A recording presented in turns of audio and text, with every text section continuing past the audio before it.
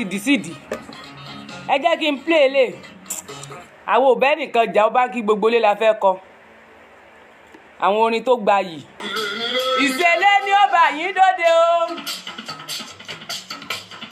orin tí ìbẹ́ ara ìṣẹ̀lẹ̀ ni ó bá wọn dóde o ìyàwó òsì ẹlẹ́jọ́ wẹ́wẹ́ mo wí tó kí o gbọ́ràn sọ́kọ yín lẹ́nu o àwí ìgbọ́ wọn máa ń.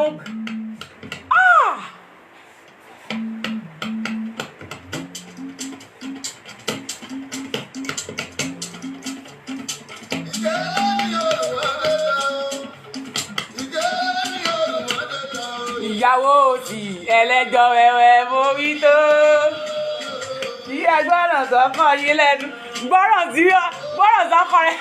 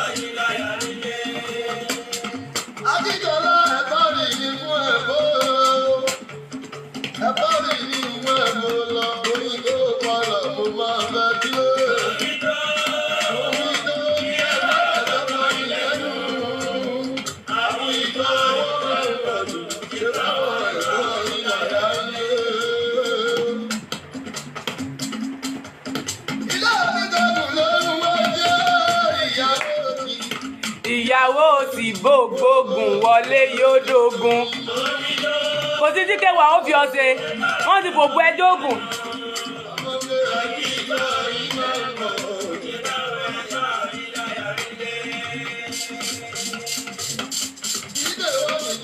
wọ́n alára gbígbóná pẹ́lòmíì o Wàsíù ò tún fẹ́ wá pọ̀ wá ọmọ olórí burúkú kì í gbẹ̀kọ́ lé rárá.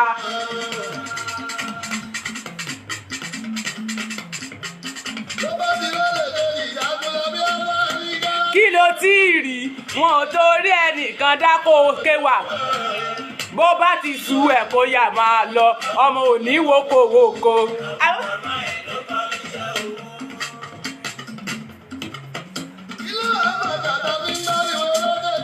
bójú ó tì yọ ojú ń tara àdúgbò bọ́lá ojú ń tì wá o.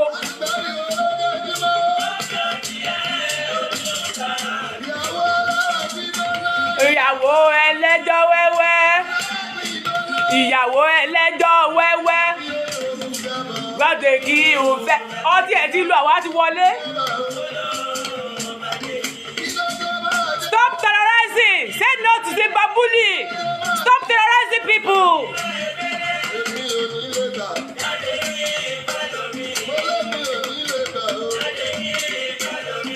mi ò fẹ́ pa mí ń kú rárá Bọ́lá àwọn ò fẹ́ pa mí ń kú rárá o gbó bẹ́ẹ̀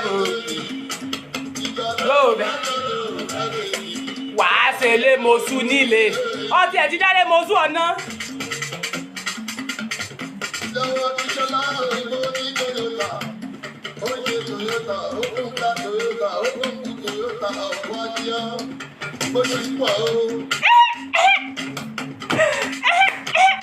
wàá fẹ́ kú ọ̀rọ̀ pé ìdáríjọ ilé.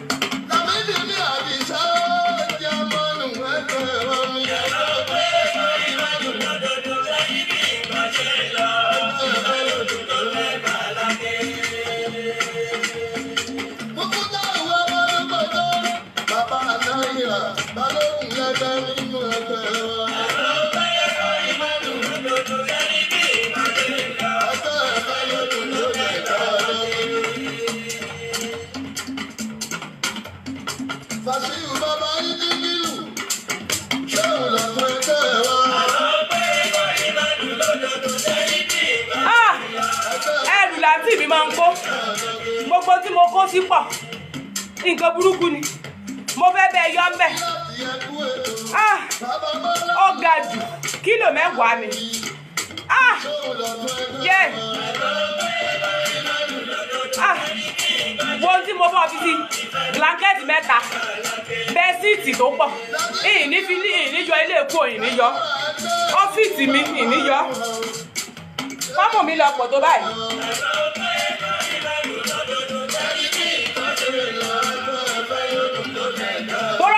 Mọ̀ pé ọmọ àǹtí mi máa ń ṣe àṣẹ dànù ni ó máa ń ṣe dànù ọmọ àǹtí mi máa ń rí báyìí bọ́mọ àǹtí mi ṣe máa ń rí nì.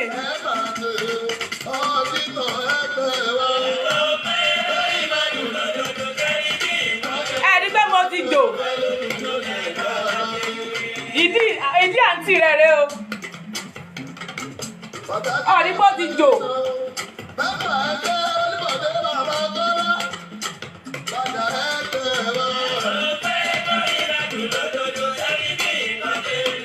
jẹ́ ń jòkó a máa gbọ́ orin tó kù lọ lẹ́yìn sí.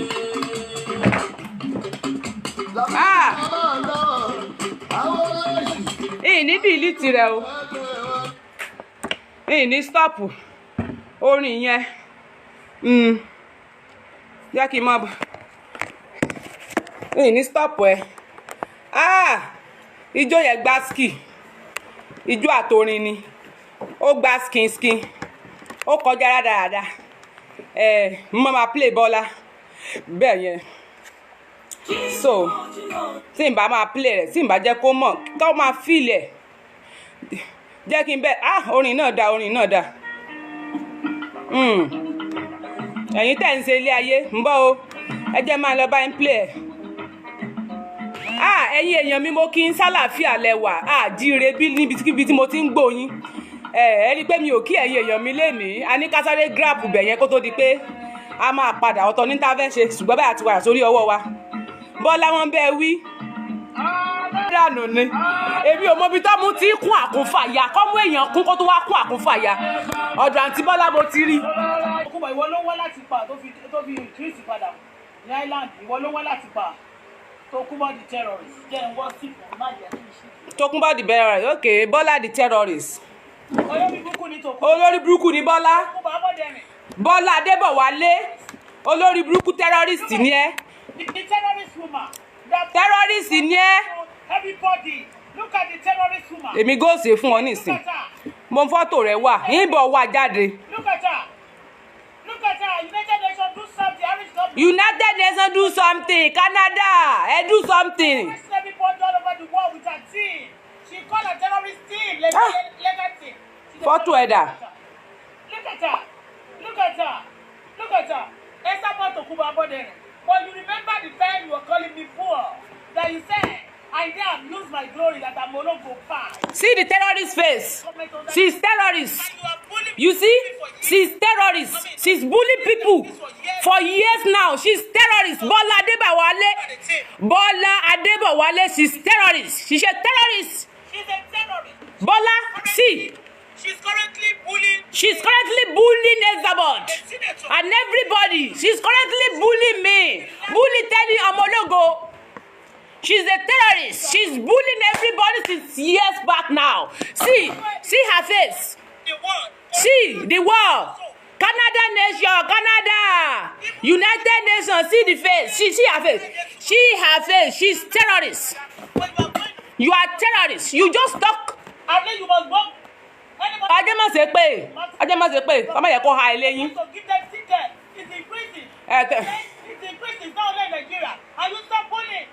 Stop bullying Bọ́lá Adébọ̀wálé aka Auto Idiot. Stop bullying people. Stop terrorizing. See her face. This is her face. Terrorists are not allowed. Bullying are not allowed. Stop bullying people. níbo play bí olórí ibu ni èmi mo gbọ́n jù ẹ lọ. See her face she's terrorist, she's bullying people, terrorizing people for years now. She's bullying everybody everywhere. Everybody gbam ni. Gbogbo kò sí gbogbo àṣẹ gbogbo your mouth. Ọlọ́run ti kọ̀rọ̀ sí ẹ lẹ́nu. Ó parí. Auto idiot, auto gorodomu, auto manual kayo. You want money from there. Because you want money. You want money from people. Because you want to collect paper. Ṣé ara wa ń tẹ ẹ́ ní báyìí? Olè Bọ́lá olè tẹ́rọ́rìsì Tọ́lá Adébọ̀wálé aka Auto idiot terrorist. He dey pay you Sherry.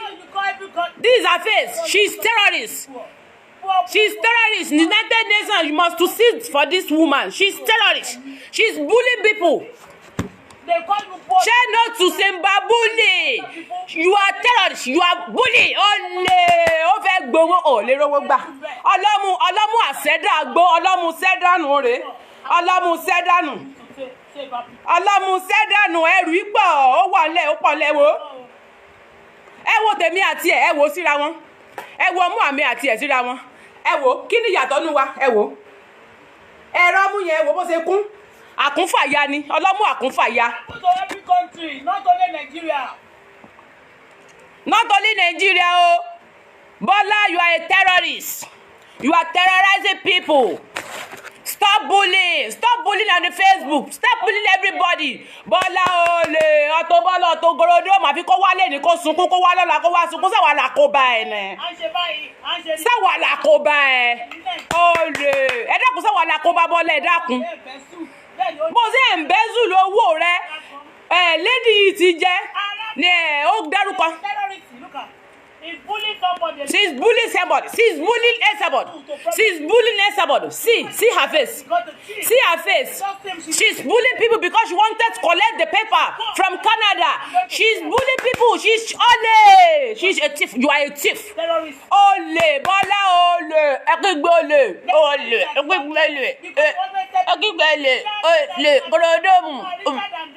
Gorodomu. Olè. Olè.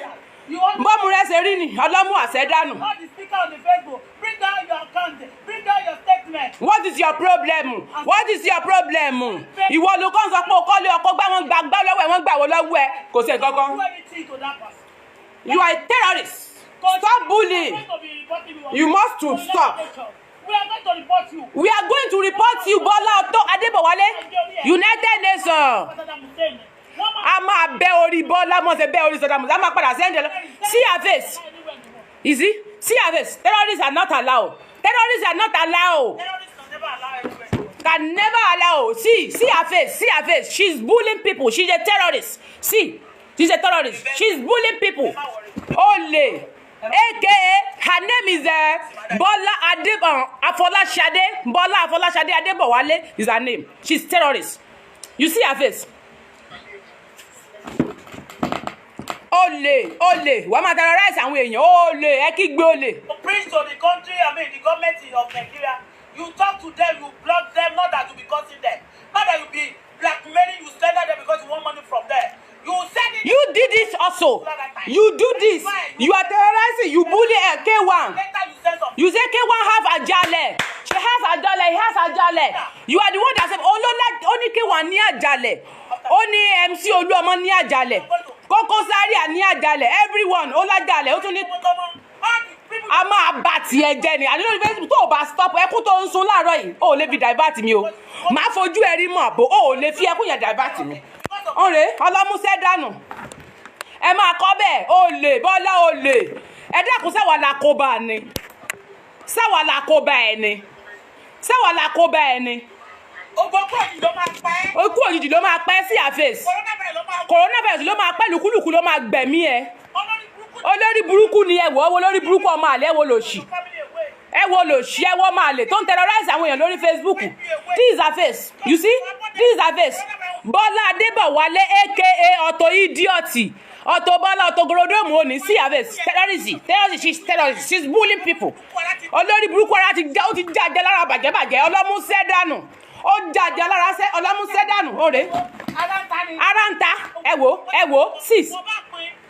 She's the one. You see? She's the one. Ó fẹ́ ta lára. You see? Look at her face. Bọ́lá Adébọ̀wálé aka Auto Gorodomu. Orúkọ rẹ̀ ni Auto Bọ́lá. That is Bọ́lá Adébọ̀wálé. Bọ́lá Adébọ̀wálé. Bọ́lá Afọláṣadé Adébọ̀wálé ń ní orúkọ rẹ̀. She is a terrorist. You see her face? United Nations. You see? Auto Bọ́lá olè awọ ìsílẹ̀lẹ̀. Auto Bọ́lá awọ ìsílẹ̀lẹ̀ o. Ẹgbà ó parí olóbùkú yóò bá fóònù mi jẹ́. Auto Bọ́lá awọ ìsílẹ̀lẹ̀ o. Apàyàn. Auto Gorodomu olè apàyàn. Torí pé o fẹ́ bully, torí pé o fẹ́ pàyàn because of money. Because you want to collect paper. You are terrorizing people, killing people, bullying people. You want to kill people. Olè ṣí ọmọ àlè. Olè kò ní jẹ yálà já ẹ kò ní dá fún bàbá ńlá kò ní dá fún ẹ kò sí nǹkan tó kàn yẹ ẹ kò ní jẹ kò ní yẹ Auto Gorodomu Auto idiot ọlọ́mu Pandora ọlọ́mu kílò mẹ́wàá kò ní yẹ kò ní dá fún ẹ ìyìn ní sépè fọmọ ẹ ṣùgbọ́n gbogbo èpè tó bá ti ṣe orí ẹ ní ó padà sí pẹ̀lú àwọn ọmọ yẹn kò ní yẹ olóbùkú ọlọ́run rẹ ọlọ́mu ẹwọ́mú àǹtí mi ọlọ́mu sẹ́dánù nínú rẹ. Ọdọ sí. Genesis fún lójú ẹ. Olè Bọ́lá olè Gorodomu olè ẹ máa rójú rẹ̀ nísìn. Ó ń terrorize ni olè ni Gorodomu. Ó ní ìyá ti gba lówó lọ́wọ́ Genesis ló ń Genesis fẹ́ fún ìyá. For what? Olórí burúkú ni ẹ olòṣì ni ẹ kó ṣì lọ. Ẹ dákọ̀ mọ̀ sẹ́ni méjèèjì olórí burúkú sí mi you are beautiful kí ló kàn pẹ̀lú you are beautiful ẹ lọ sọ fún Bọ́lá ẹ wo this is her face ẹ wo ojú ẹ o lè ní ẹ olórí burúkú ìwọ náà gbowó o gbowó lọ́wọ́ Ọ̀jájá o gbowó lọ́wọ́ Ìyálájé o fi ń búlì àwọn èèyàn láti bà yí àwọn èèyàn jẹ́ o lè ẹ wo lè see her face she's a thief she's a terrorist wọ́n bá ti wá máa yí padà fún ẹ ojú ẹ nìyẹn wo mi ti ẹ kì í sọ ojú ẹ tẹ́lẹ̀ mo ẹsẹ̀ bẹ̀rẹ̀ sí ní sọ ojú ẹ ni. That's why you are encouraging Genesis abi to be doing evil. Kò ní dáa fún yàrá ìjà ẹ nìyẹn òfò níyà yín ó ṣe ẹ lọ síbẹ̀ kẹ́ ẹ lọ bá wí ẹ filẹ̀ ẹ ń disgrace yín mú ní ìsìn. Ó ń jowú mi ń jọ yẹn.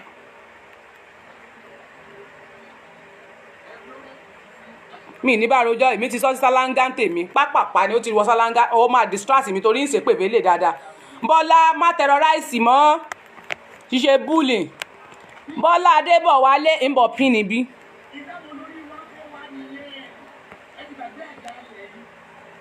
You see?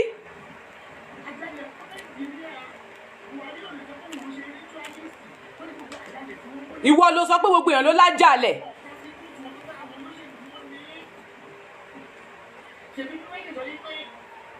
Because we are fighting for Nigeria. That's why you are calling us a terrorist. Olóbùkú ọmọ àlè. Kíni ìkílẹ̀ tí ò láòdì. Okay, voice ìyá ló ń play. Ó ń pẹ́ kó tó lògo wọn, kò tí ì lògo wọn ni. 419, you are a terrorist. You are a terrorist. Your time has come now. Ọ̀run máa wipe away ni ó lè ní ẹ́. Bọ́lá you are a terrorist. Olórí ibú ẹ wo ojú ẹ máa wojú ẹ o terrorist yẹn ó ń sòyà lọ́wọ́ ni. Ó lè terrorist Bọ́lá you are a terrorist ọlọ́mú sẹ́dánù. Bọ́lá Adébọ̀wálé ṣíṣe terrorist.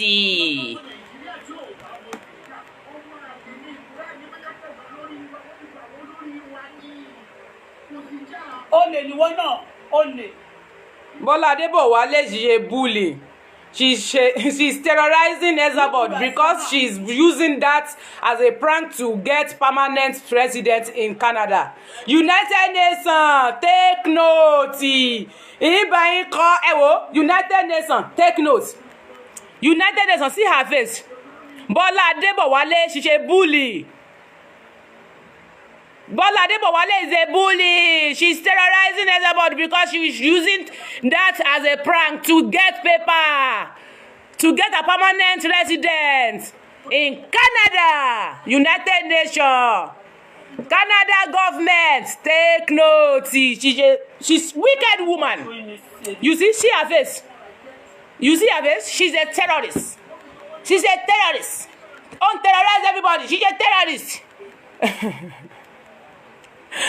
Ẹ máa kọ sí ntẹ́ máa kọ síbẹ̀ ní Bọ́lá kó stop bully yẹn ntẹ́ máa kọ síbẹ̀ tán bá ti ń rí yẹn ẹ máa mọ̀ pé bully ni ó ń bully ni Bọ́lá ń bully ó ń bully lórí pé ó fẹ́ gba permanent paper ló ń ba yé àwọn èèyàn jẹ́ káàkiri apààyàn òrè ọlọ́mú sẹ́dánù òrè ẹ wọ́mú ọmú àǹtí mi rèé ọlọ́mú sẹ́sígbó má bàbọ̀ èmi ò mọ̀ sọ̀rọ̀ ayé ẹ tó o fẹ́ sì gbèsè ayé ẹ wo bó ṣe ń tẹ bá rí bó ṣe ń mí ó ń mí lókèlókè ní bó ṣe wà yẹn o olóbò mú kọ ọlọ́mú pandora ọlọ́mú sẹ́dánù rèé elétò mọ́mọ́nìmọ́nà. When somebody is not working, you're about to be poor also. What is your own problem sef? Ẹ dẹ́kun kí ni problem ẹ̀ gan sef? Ìbọn ló máa rí sí ni ẹ́. Why tó máa rí sí kan fi ń dá sọ̀rọ̀ Nàìjíríà gan? Why are you going putting your mouth? Ṣebí wọn náà ní Canada lọ wá sí kílé tó ń gbẹnu sọ̀rọ̀ tí ó kùn ẹ́. Kílé tó rù ẹ́ fọ́ gan-an láti Canada lọ sí UK lọ sí London sí Dublin olè. Àwọn tó tiẹ̀ ló jalè yẹn wọ́n máa fi sísẹ̀mù já ìwọ. Pẹ̀lú gidi tó bá tún búyọ̀ tán wàá fẹ́ tọwọ́ sápò ó lè. Bọ́lá olè ní ọ́ you are a terrorist.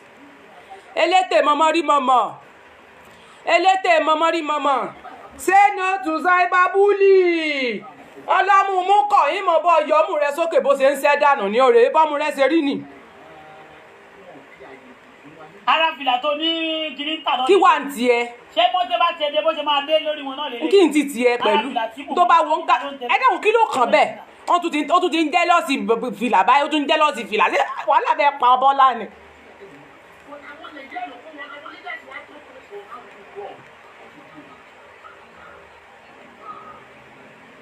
Ẹ dákun kí ni ìṣòro gẹ́ ò yìí èèyàn ń sọ̀rọ̀ tiẹ̀ ó gbẹ́nu lọ́bẹ̀ ó lọ síbẹ̀ ó lọ mú nǹkan tó kún ẹ̀ ebi ìwọ ló gbé kéèsì wọn wá fún wa lórí Facebook yìí àwọn òmọ̀pọ̀n terrorize Nàìjíríà àmọ̀pọ̀n lájàlẹ̀ ìwọ ló gbájàlẹ̀ wá fún wa Bọ́lá jàlẹ̀ ìwọ ló ná lájàlẹ̀ wọn ní underground ní Nàìjíríà pọ́n kill people àwọn náà sọ ọdún Wàsíù Àyìndé ló ń support Boko Haram ó ní MC Olúọmọ gbogbo náà lájàlẹ̀ tó ń support Boko Haram Bọ́lá ni you are a terrorist wọ́n ti fún lówó ló ṣe é because they give you money wọ́n ti fún lówó ló fi sọ́tọ̀ọ̀pù ló fi di pé kò fẹ́ ṣe kéèsì yẹn mọ́ ọ̀rọ̀ tó ti sọ tó àti ń gbádùn ẹ ọtí ló lè ní wọ́n ń pààyàn dákun continue wàá fẹ́ máa gbọ́ lọ ni má ṣe bí olórí burúkú fáwọn mi kò wá sọyàn bí.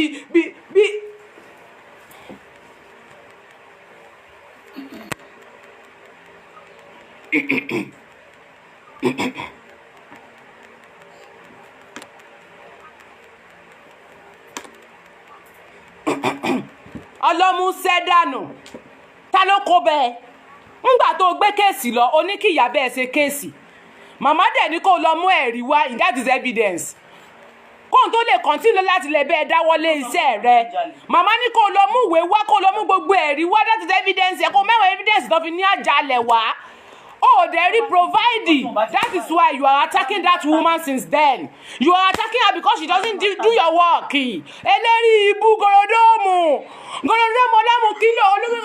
ọlọ́mú kílò mẹ́fà ẹ̀wọ̀n ọmọ àǹtí mi ń tẹ́ dànù ọmọ àǹtí mi ń tẹ́ dígbó ọmọ àǹtí mi ń kọ́ ọmọ wọn wọlé padà ọmọ wọn ń tẹ́ dànù ẹkún tó sùn láàárọ̀ fi ń da ìbá tí wọ́n ti ń ṣe láti jẹ́ tàbí ìrìn ààyè títí ẹ ọ̀rẹ́ ọmú ni ọmọ àǹtí mi ń tẹ́ dànù gbogbo ọmú ibi tó mú àǹtí mi tóbi dé ó dé bí ẹ̀wọ̀ bí tọ́mú wọn dérè ó dé abíyá wọn ọmú àǹtí mi dé abíyá bó ṣe rí nù ọmú àǹtí mi dé abíyá ẹ wò bó ṣe rí ọmú àǹtí mi wá gbọ́n báyìí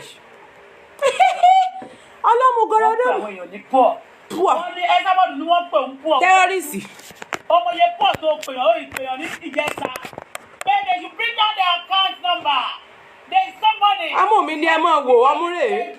should bring down their account number. You are a terrorist. ẹni yẹn dẹ̀ sọ pé olówó because olówó àwọn olówó ò ní sọ bẹ́ẹ̀ láíláíláí àwọn olówó. Lizzy Anjorin ṣe ń flaunt Dino Melaye ṣe ń flaunt owó ẹ̀ bó ṣe máa bí Lizzy bí Dino Melaye ṣe máa ń ṣe tó máa sóòkà alẹ́ ẹ̀gọ́ because tí wọn bá tún flaunt ní ẹni yẹn ò flaunt àwọn ọmọ ẹ̀ sì kó máa gbé gbogbo pépà àwọn ọmọ ẹ̀ síta ẹ láwọn ọmọ rẹ̀ ò sóríire owó tó ní ó ṣe fún yín ilé tó ní ó gbé fún yín ẹni fẹ́ẹ̀kì ni tó bá tún ṣe gan náà gan kí náà lẹ́tùn wí bó tún gbọ́ ọmọ síta ẹ tún lè ní fẹ́ẹ̀kì ọmọ ni pé kì í sóun ló lọ ọmọ kí wàá lẹ fẹ́ kó ṣe kò sọ́gbọ́n ta lẹ̀ dá kò sí wá tẹ̀lé wu kò sọ́nà tẹ̀lé mọ́ tẹ̀lé fi táyé lọ́rùn o kò sọ́gbọ́n tẹ̀lé dá kò sí wá tẹ̀lé wu kò sọ́nà tẹ̀lé mọ́ tẹ̀lé fi táyé lọ́rùn o ilé ayé fúngbà díẹ̀ ni o ọmọ aráyé ẹ ṣeré o. Bọ́lá kí ló dé.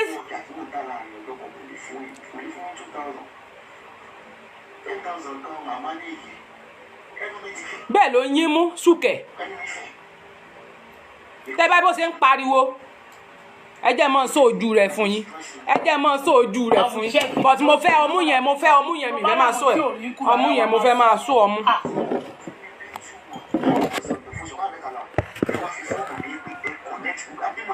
mo fẹ́ máa sọ ọmú yẹn. You don't want the money and they connect on your behalf and you accept. She begged the money from the woman. Look at it. Look at olówó. Torí wọ́n kàn pé lọ́lọ́ fòó sí olóṣì pé kò lówó lórí ẹ̀ṣẹ̀ fẹ́ gbóná kú. Get it over me. Tolúwa ni mí. Tolúwa ni mí. Give me water. Give me water. Ó ti pariwo ẹ̀mí ẹ̀ ti fẹ́ bọ́. Terrorist. You are a terrorist.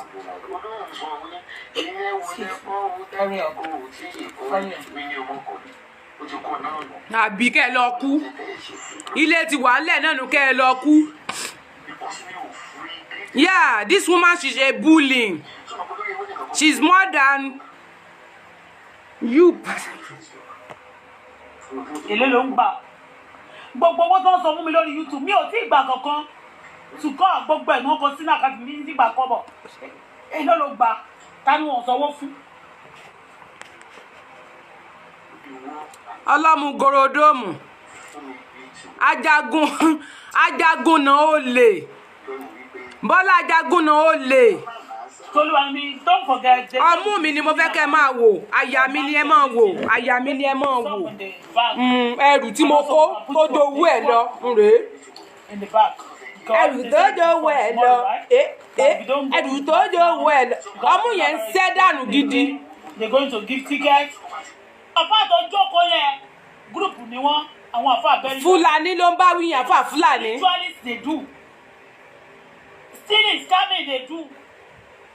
Ṣé mo bẹ́ẹ̀ ni Fúlàní kò dúpù mi yàtọ̀ sí 20,000 10,000 nípa bẹ́ẹ̀. Ẹ ìwọ ló fún sótọ́ ọ́bù ẹ̀ lápò ni. Kọ́sítọ́mà dáadáa ni torí obìnrin pé bóyá àwọn àfà mi. Ẹ dákun ṣé àlùfùlàní tọwọ́ bọ̀ lápò ni. Kò sẹ́ni tó bọ́ okay. Owó àwọn olówó ni wọ́n fi ṣàkóso tó bá yẹ ṣe tán wọ́n tún máa bú ẹ. Ọjọ́ tó ti dé tí mo ti bó lọ parapọ̀ ẹ̀yin ò rí pé líìsì ni Lizzy Anjorin. Tí ẹ bàjẹ́ láàárọ̀ yìí. Àti bàtọ́ torí ẹ̀ ló ṣe ń sọ pé scamming ó fẹ́ jà fún. Láti jọ́ tọmọ yẹn ti ṣe wedding Àjínàdógún ti bá ìgbésí ayé wọn wọn fẹ́ kẹ́nìyàn láyé wọn fẹ́ kéèyàn jẹ́yàn láyé wọn ṣàfẹ́ kẹ́ wà bẹ́ẹ̀ nínú ìrònú yẹn. Wọ́n ti lọ sọ bẹ́ẹ̀ ṣé ti yé bẹ́ẹ̀ yẹn ẹ̀dẹ̀ wípé mi náà sọ ń bá nígbà tí orí ẹ̀ burú láti Fúlàní tó ti dé tó ti wá kábíyèsí àti Lizzy Anjorin ó lè ní wọ́n Lizzy Anjorin àti Fúlàní àtàwọn gúrùpù ẹ̀ they are all scammer. Bísí bàbá Ìsàlá àti Bọ́lá yìí terrorist ni wọ́n àti Kúṣọ́jí gbogbo wọn yẹn wọ́n jọlẹ̀ pọ̀ ní terrorist ni wọ́n rèé sẹ́rí Bọ́lá Adébọ̀wálé yìí aka Auto Bọ́lá yìí terrorist ni. Genesis always go to those are far burúkú wọ̀nyí. Ó ti bú Genesis tó tún ti gbìjà tó ti bú Genesis padà. Ara among them ni mo sọ pé mo ti ní fọ́ọ̀tì yẹn tí wọ́n ìbàdàn mo ní wọ́n ìbàdàn tó kò gbọ́dọ̀ mi o bọ̀ wọ́n ti fẹ́ gbé wọ́n ti Bísọ́lá Badmus ti gbé iṣẹ́ mi lọ bẹ̀rẹ̀. Ńgbà tó yẹ pé olówó sílẹ̀ lédè máa ń gbèsè kí tó yẹ pé ọ̀lójútì wọ nìkan. Ọmọ tó bá ti ń gbà lọ́wọ́ ẹ̀ mọ́ máa pọn ni. Jẹ̀mbọ̀ pọ́ọ̀sì bí Jẹ̀mbọ̀ pọ́ọ̀sì. Ṣé ẹgbọ́n tó wí nísìn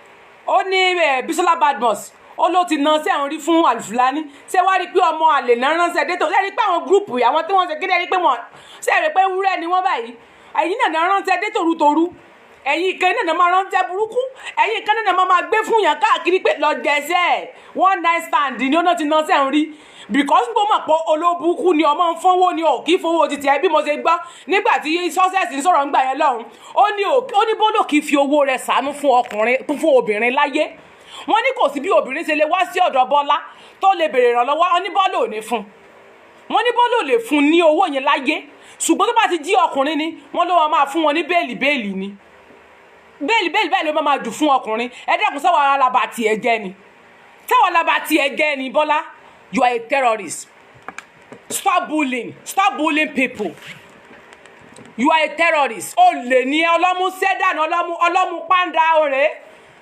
terrorizing people stop olè ọlọ́mú gorodomu rẹ̀ gbogbo ọmú rẹ̀ báyìí tẹ́ bá wọn gbogbo ẹ̀ ó tọ́ ẹran lé wa jẹ ó tó gbá jẹun nínú ilé wa wàá máa terrorize àwọn èèyàn káàkiri wàá máa bà yí àwọn èèyàn jẹ́ ok nígbà tó gbé ẹ fún yẹn nísìn ọlọ́run gba 10,000 lọ́wọ́ ẹ àlìfúlání kan máa ń gba 10,000 yẹn ni nígbà ìpọ́n mà pọ́ ló burúkú ni wọ́n ti wá bẹ́ẹ̀ náà tán nísìn epo wà nílẹ̀. iṣẹ́ burúkú gbogbo àwọn méjì tó ń ṣe fọ́ọ̀tà tó ń ṣe fọ́ọ̀mù náà àwọn ló help wọn no support no encourage wọn they encourage bad things. wọ́n rò pé òmòràn sọ tó lè pọ̀ because you want to collect paper you are terrorizing people. Go and do this one. I don't stop bullying. People are talking about. Bola, you are a terrorist. Stop bullying. Just imagine o. Tó máa bú àwọn wọn ní ojú olórí. Okay, ṣé tí o bí Abacha ti ṣe sọ lẹ́ẹ̀kan tí ẹni ẹ bá di olórí tó bá lọ sí house ṣé kò ní jẹ gbogbo ìlú nù náà. Nínú la fi ní pé kẹ́yìn ẹ̀yin báyìí ẹ̀yin ẹlẹ́nu méjì báyìí àfẹ́ nínú Odùduwà torí ẹ̀yin lẹ̀ máa ń da Odùduwà rú ẹ̀yin lẹ̀ fẹ́ kí Odùduwà nation stay because ẹ̀yin lẹ̀ ń lọ́wọ́jú lẹ̀ ń lẹ́yìn àti wo àti bàbá rẹ̀ Jagaban àjọ lé yín wọ̀ gbẹ́ni. Nísìnyí báyìí mi ò tí ì lo mọ́tò gbogbo nǹkan tí mo ṣe ni wọ́n rí mo ló ti rọ́wọ́ tiẹ̀ wọ́n fraud àwọn èèyàn. Lizzy Anjorin. àmọ́ ń tọ́ ń ṣe Bọ́lá àmọ́ ń tọ́ ń ṣe Lizzy Anjorin ń ta sọ Lizzy ń ta sọ àmọ́ tí wọ́n ń ṣe tó fi rówó ẹ̀ nígbà tó ń fòkú ọmọ gbé òkè lọ sí Libya síbẹ̀ kí ló gbé ẹ lọ sí ọgbà ẹ̀wọ̀n ní sùúrù Bọ́lá mo fẹ́ bi ẹ́ ń question kí ló gbé ẹ dí ọgbà ẹ̀wọ̀n kí ló gbé ẹ ọdún mẹ́rin 4 years tó lọ ṣe ní prison yẹn tó lọ ṣe ní prison kí ló gbé ẹ débẹ̀ ṣé bí 419 ní fraud tẹ̀ ń ṣe ni kẹ́ ẹ fa orí olórí kẹ́ ẹ fa mọ́ bí bó o bá rí bẹ́ẹ̀ báwo ló ṣe mọ̀ pé wọ́n ní àjàlẹ̀ wọ́n ní àwọn kan nínú ọ̀nà Ìkòyí àbí kí ló pe bẹ̀ lọ́nà Ogun State yẹn àwọn ibi tó dàbí desert báyìí ó ní tí wọ́n kọ́lé kúkú síbẹ̀ báyìí ó ní àjàlẹ̀ wà ń bẹ̀ ó ní táwọn kó mọ̀ sí míhun wọ́n ti gbé òun lọ sí Ìlàró rí Màláíkà gbé lọ sí Ìlàró táwọn kan jáde nínú ilẹ̀ ẹ mọ̀ pé òun mọ̀ ń parẹ́ ń tó gbé dẹ́wọ̀n nu ń tó ṣe yẹn ló gbé Bọ́lá dẹ́wọ̀n níbi tó lè dé wàá máa pariwo pọ́n gbowó lọ́wọ́ ẹ̀ tá ń gbowó lọ́wọ́ ẹ̀ Lizzy ní ìsìn ó ti ṣe ìyàwó kí ni ogun tó mú o torí pọ́ọ̀mù yẹn ti ṣe ìyàwó nìsín ń lo ogun fi mú ọ ó ti ṣe rọ́ọ̀bì lọ́fẹ́ yàn. ní ti ṣàmọ̀ pé ọ̀nà Saudi jí wọ́n gbúdọ̀ wá sórí Facebook kan bẹ̀rẹ̀ sí ṣoṣì oríṣiríṣi ìgbà tá ń sọ ń gbà yẹn kò sí fúnra yín báyìí lẹ́ máa expose yourself. ṣe pé òun wà ń bẹ̀ yẹn Esabod wà lórí Facebook to be defending them even you are right how many years thomas scam yọ̀dẹ̀ ni ẹ̀gọ́ ni ìgbádá. ẹ̀gọ́ ni now thomas scam ẹ̀gọ́ ni now of course sista Sala ẹ̀gbọ́n Sala jẹ́ kó rí rẹ̀ ó pé o àǹtí mi ẹ̀gbọ́n Sala mọ́tù jẹ́ kó rí rẹ̀ ó pé o. kẹ́yọ̀ bá lè tó bá fẹ́ plug the country you talk this thing is. Aunty Jemila yẹ káyé yóò bá jẹ ẹ bá ń kìlọ̀ fún Aunty Jemila o. wọ́n mẹ́jọ pọ̀ ṣe kíkan ó ní wọ́n tó ń pọ̀ ó dẹ̀ wá ṣe. You are a poor ogun mú wèrè nígbà tó pé poor. wọ́n lògùn tó rí pé wọ́n scam mi. wọ́n sọ fún mi pé yes wọ́n gan ní. wọ́n scam ẹ Bọ́lá. ó máa rí owó. Owó gan máa rówó máa táwa ló ti ń rówó ti ń ná gbogbo gbàtà wá jẹ ṣéǹgèyà lọ́wọ́ mi báyìí. Wicked soul. Ọ̀rọ̀ kan lè plant ẹ̀ ọ̀rọ̀ kan lè ṣe kìíní kan ó lè gbé anybody wálẹ̀ you can't bring her down you can't bring mama down you can't bring anybody down or else you will bring yourself down. Stop bullying because you need permanent paper. You have to stop all this rubbish. Stop bullying people. Press ọ̀gá ni ọmọ mi ń ṣẹ́ dànù ni ẹ̀wọ̀ ọlọ́mú ṣẹ́ dànù. Stop bullying people. Bọ́lá, stop it. Stop it. Stop it. Kí n ṣe bí àbúrò rẹ Jẹ́mílà ẹ bá ń kọ́ síbẹ̀ Jẹ́mílà Ọ̀tọ̀gọ̀rọ̀dọ́mù Jẹ́mílà lórúkọ eléyìí àbúrò rẹ ní Sàlá Jẹ́mílà lélẹ́yìí stop bullying people. Ẹ mọ̀ pé Jẹ́mílà àǹtí mi ó máa ń jẹun lọ sókè ni ó máa ń jẹun wálẹ̀ ni Jẹ́mílà àǹtí mi ó máa ń jẹun ni ó ti jẹun lọ sí family house rẹ̀ báyìí. pé wọ́n gbé wá pé kí ló sọ òde ọkùnrin ni o pé wọ́n gbé wá kó wá jẹ́ fún olóṣèlú iṣẹ́ wo ni ẹ̀gbọ́n ó parọ́ mú kẹwàá nù sí pé wọ́n gbé wá kó wá ṣe olóṣèlú iṣẹ́ wo lolóṣèlú fẹ́ ṣe lẹ́yìn ìgbà tí wọ́n ti campaign tí wọ́n ti election tán ti wọlé wọ́n mà ti wọlé wọ́n ti ṣe ìdìbò tán wọ́n mà ti wọlé tó ti announce Buhari as a winner iṣẹ́ wo ló fẹ́ ṣe fún àwọn olóṣèlú kó tó purọ́ mọ́ kẹwàá ni pé wọ́n gbé wá ní òun rí jẹ́ ìtẹ̀mà tó ń dé bẹ́ẹ̀ ni ó sọ bẹ́ẹ̀ náà fáwa náà ó sọ fún wa ń gbà yẹn terrorist olè wicked woman wọ́gá jẹ ṣẹ́gẹ̀ lọ́wọ́ lọ gbogbo ń tó mọ̀ nípa wọn Nàìjíríà yẹn tó wá bò tó padà torí pé wọ́n ti fún ẹ change kékeré nìsín torí pé Wàsíù Àyìndé ti ní kó sọ́tọ̀pù torí pé òyìn ti ní pé kó dákẹ́ ó ti fún ẹ ní change kékeré ó wá stop ọ̀run máa fìyà jẹ gbogbo yín ni ẹ̀yin terrorist burúkú 419 kókè pusher. àti pé owó tí mo bá rí mi ò ṣe ń sìn kí sọ pé mo fẹ́ lọ ra mọ́tò àwọn àbí kí lọ put ọwọ́ mi síbi. Stop terrorizing people. We don't care. Who cares? Ta ló rán ẹ? Owó nìkan wọn lórí ìwọ náà tún borí sí. Olówó nìkan ló lè ṣe. Ó káre dàrẹ́ ìyá mi. Olówó nìkan ló lè ṣe o. Owó nìkan ló lè ṣe o. One night stand. Auto Bola àwọ̀ ìsìlẹ̀. Ìgbà tó ń ná àwọ̀ tó Auto Bola ta ló wà ń bẹ̀? Lúkà bó ṣe gbé fèsì ẹni ẹlẹ́ni. Lúkà bó ṣe parọ́ mọ́ ẹni pé wọ́n parọ́ mọ́ ó kọjá yìí ẹ̀ ni. Rárá ó kọjá yìí ni. Bùnmi òfò tó sì òfò tún wà ṣe àbí òfò tó rí bú ṣe ó kọjá yìí ni wọ́n fi nà lẹ́gbàá. Kí ló lọ mú kọ́mẹ̀ntì? Òun ló kọ́kọ́ àtàkì first. Bùnmi Olúwabùnmi Ògún tún wà ṣe is a terrorist. Ẹbí Bọ́lá ni òun àti Gorodomu same. Bàbá Bọ́lá ni ó lọ kọ Bọ́lá Jẹ́mílà àǹtí mi ó ti jẹun gòkè báyìí ó ti ń jẹun gòkè láti bí ọjọ́ mẹ́ta ó rò pé màá dákẹ́ fún un hippopotamus ni. When I was going around mo rí kí lórúkọ ẹ̀ lábẹ́ ọ̀run èmi ò mọ̀ pé because ẹni tẹ́mi ò bá mọ̀ nípa èyí I don't say it. Ó sọ olóbùkú náà Auto Bola the terrorist stop bullying people. Tí mo ti mọ Gorodomu alákùkọ and a lot of people only one girl kan náà tó wà ní ibi ìkọ̀tún yẹn he also talk. Ó tún ti sọ story báyìí o ó tún ti sọ story. Màmá òun ó kú sí ṣọ́ọ̀ṣì nìkan ṣọ́ọ̀ṣì ẹ̀ wọ́n ti fi they will just say láti máa na ṣọ́ọ̀ṣì sí ẹ bóyá wàá sọ pé kẹ́kẹ́ lọ bẹ̀ you understand me but Bísọ́lá Badmus ló kọ́kọ́ fẹ́ na iṣẹ́ mi sínú ṣọ́ọ̀ṣì. Nígbà kan máa pọ̀ níṣẹ́ báwo ni mo máa na ẹ̀dẹ́kùn sóò nìkan náà na ṣe rẹ́ ká ni because ọmọ pàwọ̀ sílẹ̀ lé ní ìwọ náà na ṣe fún gbogbo èèyàn. àwọn ọjọ́ ní ṣìnà tó bá gba ìtàn wá tún bá ẹ̀sùn. ṣèbọ́n sì ti gba ìtàn báyìí. tó bá gba ìtàn wọ́n mọ ìtàn fẹ́ wọ́n tún bá ẹ̀sùn. àmọ́ ẹ̀ṣẹ̀ fún wọn náà. kí fún àlùsùkú náà wọ́n kí fún kò bìlífà rẹ̀ wọ́n kí fún gan lórí fọ́. ìtọ́ mi ò mọ rí mo tó pé mo ti máa kúlẹ̀ gbogbo wọn ẹ̀rọ sáà ìpẹ̀lẹ́ sáà ìrọ̀lá sáà nígbà tó ti bí ẹ pọ̀rẹ̀ sí máa play game pẹ̀lú mi. nígbà mọ̀ pẹ̀lú àkáyè ẹ̀ kúrú wọn ṣe ní play game pẹ̀lú ẹ̀. mi ò ní ṣe láàgbà lọ́wọ́ wọn mi ò béèrè lọ́wọ́ wọn o ìdẹ̀ mọ̀ wọ́n rí this is what they do just naturally and they will be doing that in Nigeria wọ́n máa sọ pé kí Nigeria settle wọ́n máa ní kí Nigeria settle ṣé ìjọba Nigeria you stop deceiving yourself wọ́n kàn fẹ́ plant the example terrorist yẹn láti máa kàn yẹ ní yamayama kó má lè defend wọn. shut up right terrorist my friend. tí wọ́n bá lọ́gbọ̀n ọdún. ọjọ́ kan lè tó máa bá òun protect àwọn olè. òun protect àwọn terrorists in Nigeria. You are also a terrorist. Very, very good. You are the member of terrorists in Nigeria. Bola is a member of terrorists in Nigeria. He's a terrorist. Bola, you are a terrorist.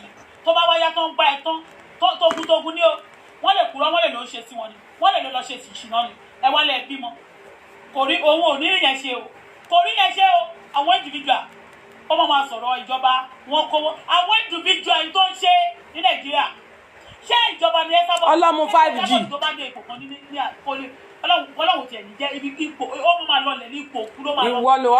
ìwọ lọ sí ipò òkú gbogbo tó bá ti fẹ́ nu ẹ̀ pé kó padà sórí ẹ̀. everybody ò ṣe ó lè ní tó bá ti ń wá ẹni tó máa ba yé ẹ̀jẹ̀ tó máa jẹ tó máa àdámùmẹ̀ ó ti broke ni o ó broke báyìí àná dẹ̀ rí pé Auto Bola ń sọ ṣé wọ́n pè mí lọ́dún who are you.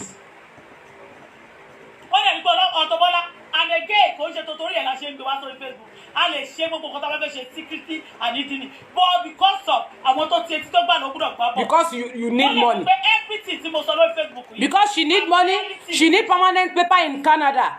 United Nations you have you ojú rẹ rè terrorist ń rè ẹ wo ojú rẹ. take note United Nations take note for this woman take note for this woman she's a terrorist because she need paper she need permanent paper in Canada that is why she's doing this she's scamming people see her face Bola Adebowale aka Auto Foolish see her face.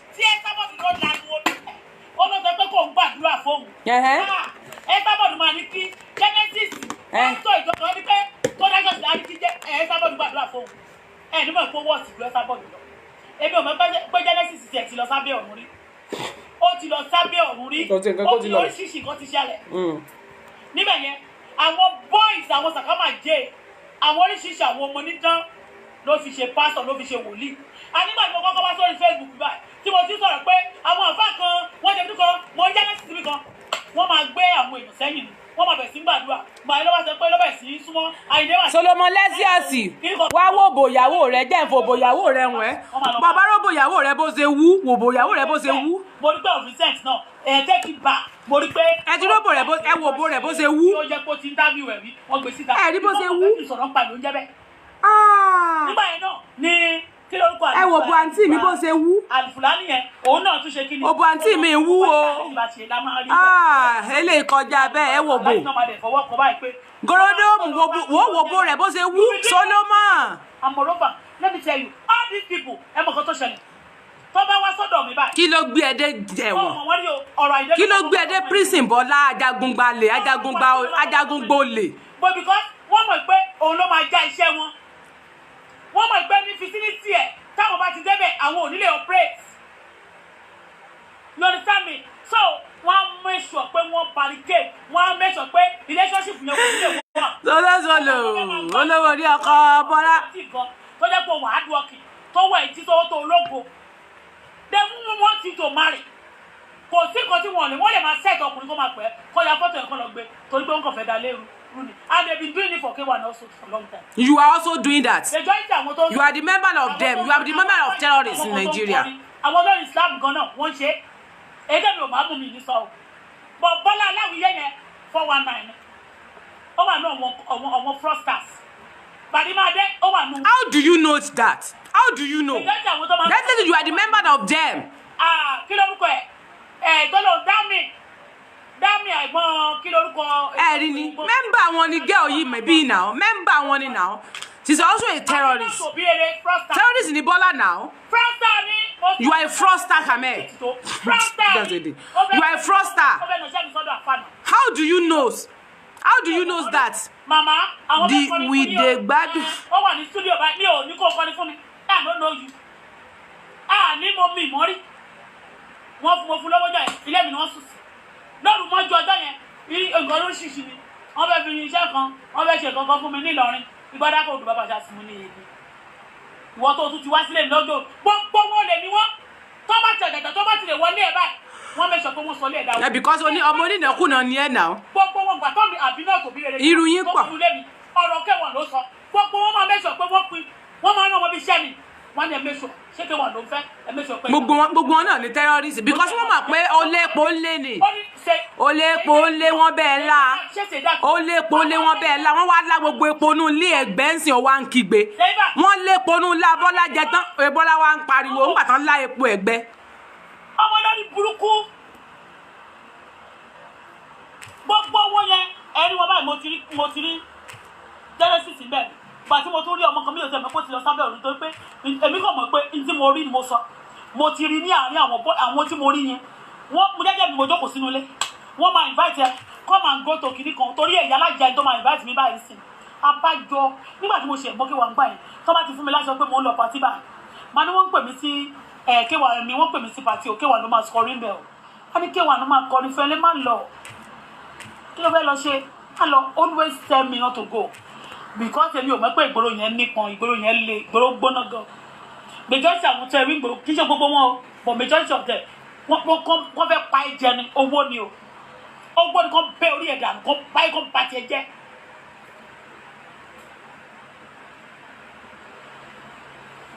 majority of them wọ́n dẹ̀ tí wọ́n bá ti rí kéwọ̀n báyìí bàbá wọn máa káwọ́ sókè báyìí èyí tó bá jóbìnrin wọn máa lọ kúnlẹ̀ báyìí bọ̀ tó bá ti rí báyìí ìkọ́ wọn ti mọ̀ pé òun ló lè ja iṣẹ́ wọn gbogbo wọn yẹn ló máa ń taṣẹ́ wọn máa lọ taṣẹ́ tó bá jọ́ kọ náà ni ìmí nínú wọn 419 ló fẹ́ ó máa taṣẹ́ ẹ̀fọ́ ọkọ ẹ̀. kí ló wá kàn wá kí ló kàn wá pẹ̀lú sítórì yẹn ẹ̀yin kọ́ lẹ̀ ń wá wọ̀lẹ́ rìnrìn kùrìn ńgbà tọkọ bá fi yín sínú ilé tẹ máa wá wà kú wà ká ọkọ fi yín sínú ilé tẹ máa wá wà kú wà kiri. ó wà ń bẹ́ẹ̀ ó ṣe kíkọ gbogbo àwọn èèyàn pàtàkì ló mọ̀ ọ́ lọ mo ti sọ́rí mo ń wò pé kí ni mo fẹ́ lọ ṣe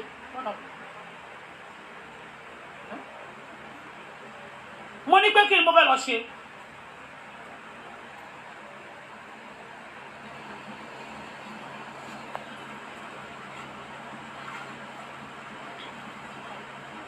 ìgbà tó wá yá ẹ̀tì mi sì wà mo sì wà pẹ̀lú ẹ̀tì mi gbà yẹn ó ní kí n lọ òun ló sọ níjà yẹn bí mo ṣe débẹ̀ wọ́n pe bẹ́ẹ̀ kan ní Àmínátù Pápápá tó ṣe Àmínátù Pápápá. everybody ló mọ̀ gbogbo èèyàn ló mọ̀ láyé rẹ̀ gbogbo èèyàn ló mọ̀. ọkọ ń wà abẹ́lẹ́bù o tó máa di kíkì kan mo ní ọkọ ẹ̀ wà. you know everybody. hey there mo ní kí ló ṣe. what's that ṣé wọ́n sọ pé this only you. Bísọ́lá Badmus tí ó ti lọ sọ nǹkan fún ọ lóṣòdì. Bísọ́lá tó ti lọ sọ. àwọn olówó wọn ò lè sọ pé lówó òkú lọkọ irọ́ ni ló fẹ́ ta ẹ̀ wọ́n máa ń ta ẹ̀ tó bá yẹ kó máa pa ẹ̀dá náà bó ṣe máa àtà ẹ̀ náà ni lórí burúkú ni fẹ́. ó ṣe jẹ́ wọ̀ nìkan náà ń tà ṣé wọ̀ nìkan náà ń tà ni. kì í ṣe gbogbo wọn o but irú Alufulani tó ń sọ yìí Alufulani tí Àfáà Saheed sọ yìí ṣé wọ́n ṣe sọ ni ṣé àti sọ̀rọ̀ mẹ́ni ọ̀rọ̀ fún Àfáà Saheed tó yẹ kó mi ṣe ń fẹ́ pè sórí ọ̀dọ̀ Àfáà Saheed ṣé àsọ̀rọ̀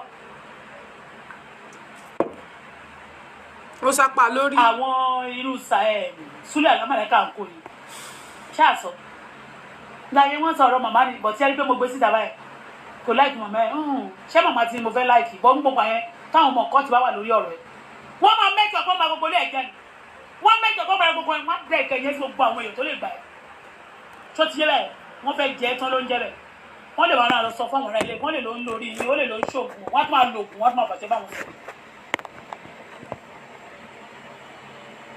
ní tí wọ́n bá ṣe fún mi ṣe àmọ́ pé mi ò lọ sálàpọ̀ tó bá pé mo jẹ́ nìkan tó máa ń ṣe káyájú lé ká ṣe báyìí ká lọ sọ́ọ̀tù àlọ́ tó gbé tó bá tọ̀ fún yàn tó bá pé mo máa ń sọ pé mo máa ń ṣe òògùn tọkùnrin wọ́n ti mú mi tipẹ́ tó bá pé mo máa ń ṣe yájú lé káàkiri ó ṣe tán sẹ́nu máa sọ tẹ́ pé mo ń ṣe ṣìnà wọ́n ti bẹ́ ní olúwa ẹ̀sùn àti ní àìsàn. àìsàn ọ̀sẹ̀ sí náà kí ni ọ̀pọ̀kọ rẹ̀ gàjí lọ ń bẹ̀. mo dúpẹ́ fọlọ́. màláìkà lọ nú ẹ̀ fún ẹ. thank God kì í sì tán bàbá. màláìkà lọ. but all these things can be. Koko Zaria àgẹ̀sẹ̀ ẹni tí olú ọmọ ṣe one night ó one chance péré ó ṣe one night stand gbogbo náà lọ lẹ́ẹ̀kan òbò lọ fi sábà bàbá fi sá lọ bàbá náà dẹyẹ ọ̀kan báyìí ó wò kó bú ẹ̀ máa dùn lò. ṣé o gbọ́ pé Buhari involve nínú orúkọ bẹ́ẹ̀ ṣé o gbọ́ pé ńgbà tí Bọ́lá Tinubu ní problem bàbá mi Jagaba ẹ̀ má bínú sáà kó mo dárúkọ ní kò ń ṣe Amẹ́ríkà ni wọ́n náà lọ tán lọ́ ń ṣọmọdọ̀ àbí London tán lọ́ ń ṣọmọdọ̀ tán wọ káàbù lọ́sàn-án tán máa ṣe ọlọ́dẹ lóru bí wọ́n ṣe bẹ̀rẹ̀ sí ń jalè. ìwọ náà ló sọ fún wa but all these people tó ń pera wọn náà bá yẹn àwọn Alufulani yẹn wọ́n ṣiṣẹ́ rí. mo tún máa tún play tó bá já tó bá tún ti bẹ̀rẹ̀ mo tún máa tún ṣe páàtì ẹ̀. Bọ́lá ló sọ fún wa pé Jagaban ó ní àjàlẹ̀ òun ló ń pààyàn pé kódà ibi tí Wàsíù bá ti ń sọ̀rọ̀ wọn bí dáa kó sọ̀rọ̀ ńbẹ̀ òun ló sọ fún wa pé gbogbo wọn terrorist ni wọn ọwọ́ fẹ́ máa yí padà á lè gbà ìwọ ló sọ fún wa pé terrorist ni wọn because you collect money you are a terrorist Bọ́lá you are a terrorist stop bullying. Olè. Alufulani ti gbá. Bọ́lá ó ti wà náà àwọn ìjọ tó gbá Lagos State kìnìún. Ó wà náà àwọn tó fẹ́ gbá. Olè. Aláàfin Ọ̀yọ́ ó fẹ́ gbá wọlé ni. Báwo ló ṣe mọ̀? Ó fẹ́ gbá kábíyèsí. Báwo ló ṣe mọ̀? Òun àti Liz. You are the part of them. Ara wọn ni ẹ́. Pẹ̀lú nǹkan tó help wọn. Ẹ bá ń kọ́ bẹ́ẹ̀, ara wọn ni, part ara wọn ni, òní mẹ́bà wọn ni. Liz Anjorin also is a fraudster. Ṣé ń gbọ́? Torí pọ́nmọ́ lọ́mọ ti ṣe ìyàwó ní ìṣògùn ti dé. They use them for prominent people. Torí ẹ̀ náà ṣe máa tú ara wọn ṣe. Wọ́n make sure pé o gbọ́dọ̀ make shape ẹ o. Shape yìí ni nǹkan o. O gbọ́dọ̀. Ń lo ogun fi mú ẹ ń gbọ́dọ̀ ọmọ tó sexy jẹ́ ń pọ̀ sí ẹ. Lizzy. Ọmọ mi tó ṣá pọ́npá. Ọmọ mi tó ṣá pọ́npàm. Ọmọ mi tí kì í sọ lọ́yàn gorodomu rèé. Ọmọ mi tí kì í sọ lọ́yàn 2 kilo òrè 5 kilo ọyàn rèé. Àìwọ ọmọ yẹn ẹ jẹ́ ká kọ́kọ́ sọ ná. Ẹ jẹ́ ká sọ̀rọ̀ ná. Ẹ wo bèbí ẹ wo ọyàn ẹ̀. Ẹ wo bó ṣe rí ẹ wò dí kò tóbi jù. Iwájú ẹ̀ ó ṣe déédéé. Ẹ̀yìn ọ̀lẹ ó wà òkè.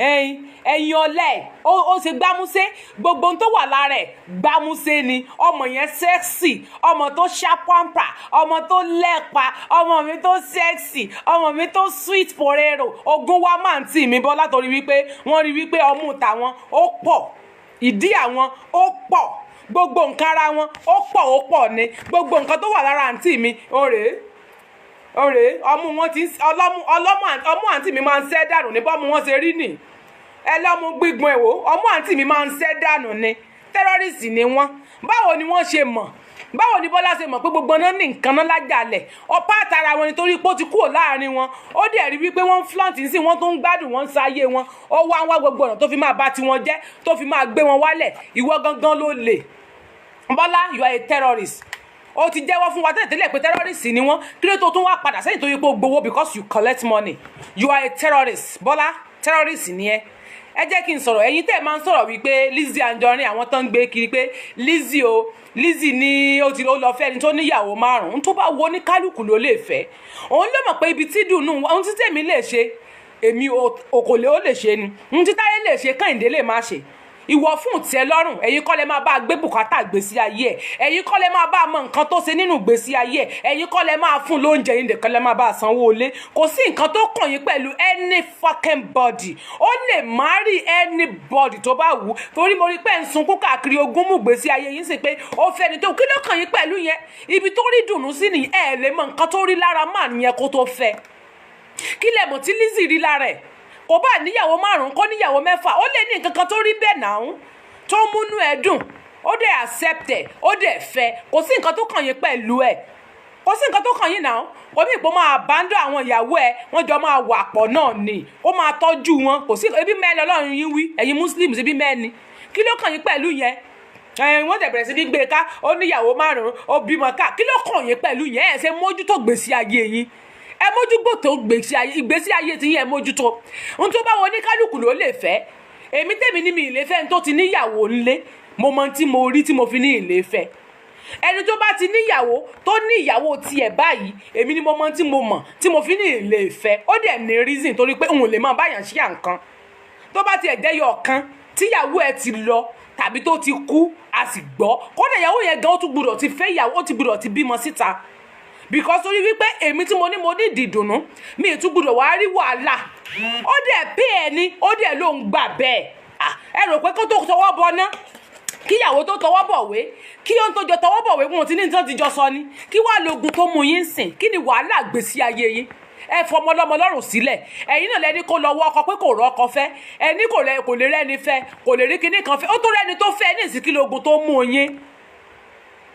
kí lógun tó mú yín kí ní ìṣòro ayé yín ẹ fi Lizzy ilẹ̀ ẹ pariwo títí ẹ ló jíwó gbé ni ó ṣe 419 rèé ń làǹtí mi sọ wọn ló ṣe 419 ó ṣe kí ló kàn pẹ̀lú ẹ ó tún ti fẹ́yàwó tí ò bá ṣiṣẹ́ ní ìṣẹ́ ìdígò níṣẹ́ lápá ó tún ń ṣiṣẹ́ ẹ ló ń jalè ni ó tún ń ṣe gbá ẹ ló ń dọ́kọ ni anybody can dóko anybody can togi sí àdògán lóbò anybody can togi sí frying pan ni anybody can fry ni ó lè fi frying dodo kò kún ayé ò bá fi frying potato kò kún ayé yín kí n sọ̀rọ̀ ayé yìí lẹ́ẹ̀ bá gbé ni n kò tọwọ́ bọ nọ́ọ̀sì tó tọwọ́ bọ̀ wé sẹ́yìn lẹ́ẹ̀bà gbé bùkátà rẹ̀ ẹ dẹ́kun kí ló kàn wọ́n báyìí.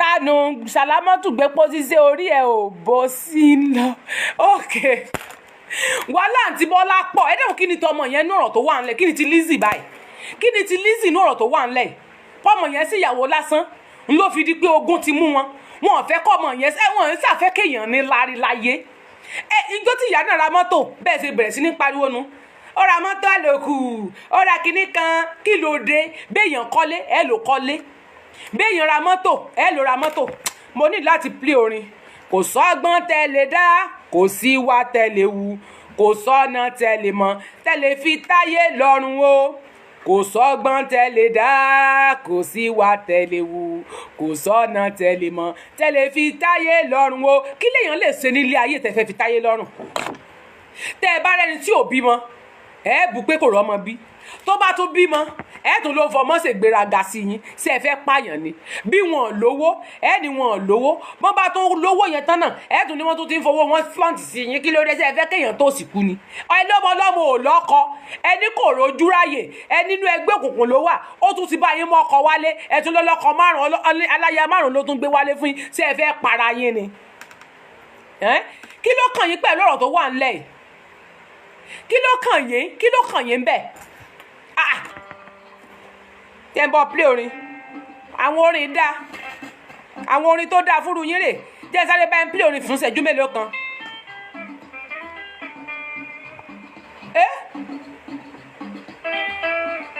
ẹ bá ẹ̀rọ orin yẹn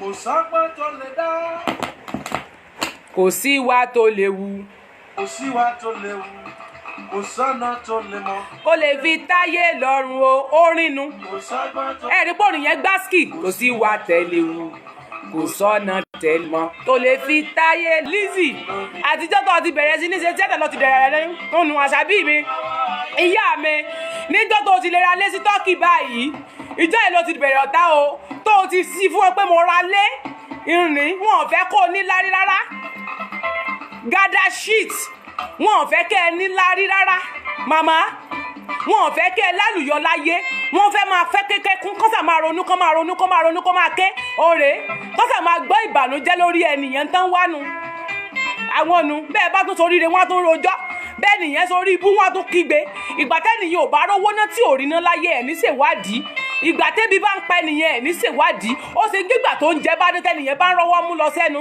ìgbà yẹn lógún òde tẹ́ máa bẹ̀rẹ̀ sí ní sọ pé oṣù ògùn owó ni lẹ́nu ojú wa rí ilé ayé bẹ̀ yẹn kí ni nǹkan tá a lè ṣe nílé ayé tó lè tẹ́ ọmọ aráyé lọ́rùn kí ni àwọn nǹkan tí a lè ṣe tó lè tẹ́ àwọn ènìyàn lọ́rùn ọmú síkù o ọmú àǹtí mi síkù ń bí ń bọ̀ ilé ayé tá a wà yìí ó ṣe díẹ̀ ẹ jọ kí wàá ní tá a fẹ́ ṣe nílé ayé kí ni nǹkan tá a fẹ́ kọ́ ní ilé ayé kí ni nǹkan tá a fẹ́